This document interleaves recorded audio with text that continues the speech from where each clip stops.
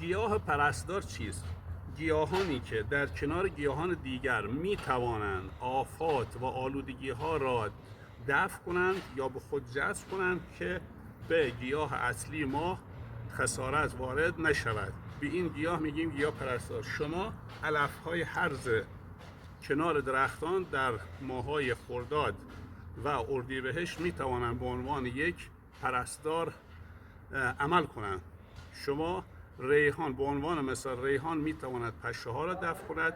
گل آفتابگردون همچنین می تواند حشرات را به خود جذب نماید و همچنین میتخم و دیگر گیاهانی که عطر و طعم خاصی دارند بر اثر تجربه شما می توانید بفهمید کدوم گیاهان چه چیزهایی را جذب می کند.